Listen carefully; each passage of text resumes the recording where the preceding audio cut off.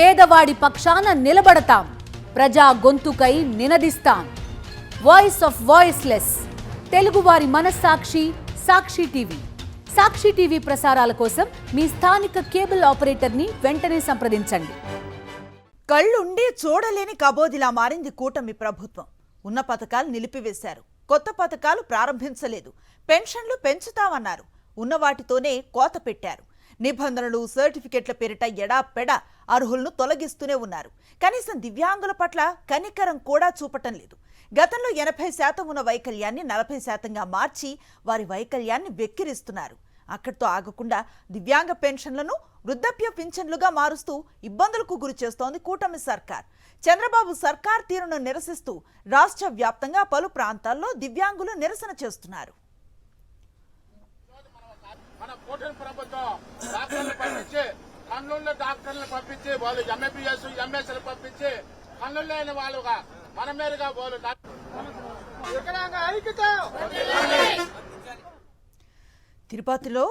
తిరుపతిలో దివ్యాంగులు ఆందోళనకు దిగారు. కూటమి ప్రభుత్వం పెన్షన్లు కట్ చేయటంపై నిరసన వ్యక్తం చేశారు. పెన్షన్స్ కట్ చేస్తే తాము బతికేదెలా అంటూ ఆవేదన వ్యక్తం చేస్తున్నారు. దివ్యాంగుల ఆందోళనకు ప్రజా సంఘాల మద్దతుగా నిలిచాయి.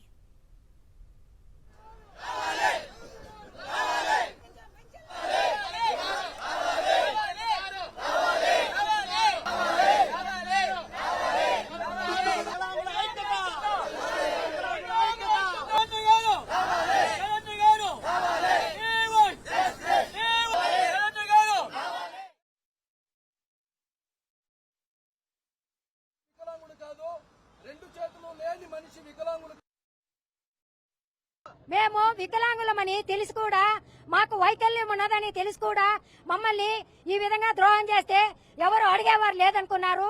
కాకపోతే మన పవన్ అన్న గారు వికలాంగుల వెన్నుదన్ను ఉంటామని, వాళ్ళకందరికీ నేను పదవిలోకి వస్తానే 100% న్యాయం చేస్తానని హామీ ఇవ్వడం కూడా జరిగింది. ఇప్పుడు ఆ కుర్చీ లేకపోయే లోపల ఆయన బాగుండేవాడు అయిపోయినాడు. మేము వికలాంగులుగానే జీవితం కాదు, సత్య వరకు కూడా ఇట్లే ఉంటాం. వాళ్ళుగా అంటే రకరకాల మాటలు తిప్పచ్చు, మేము తిప్పుకునేదానికి మా వైకల్యం తిరగదంగా. ఇది మేము పుట్టుకతో వచ్చింది, మాకు చచ్చే వరకు ఇది శాపంగా భావించడం. ఒక దివ్యాంగులుగా మేము ఎంత సఫర్ అవుతున్నామో, ఆ వచ్చే పెన్షన్ మీద ఆధారపడి ఎన్ని కుటుంబాలు బతుకుతున్నాయి. అట్లాంటి కుటుంబాలని నడి రోడ్డు మీదకి తీసుకొచ్చారు కదా సార్. స్వచ్ఛందంగా మోదీ గారు గ్యాస్ సబ్సిడీ అన్నారు, సబ్సిడీని వదులుకోమన్నారు. ఒక ఎమ్మెల్యే, ఒక ఎంపీ మీకు వచ్చే పెన్షన్లు 2 పెన్షన్లు కూడా తీసుకుంటున్నారు కదా.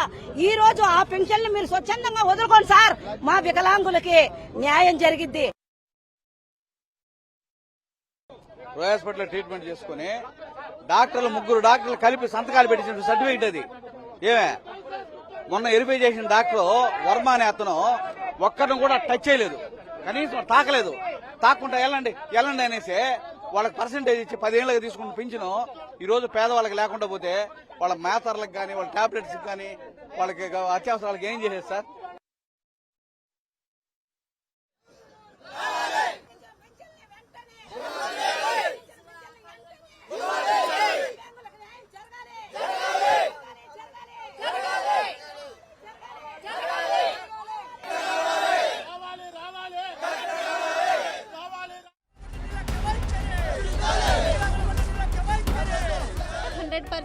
వికలాంగత్వం ఇచ్చేసినారు, దివ్యాంగత్వం.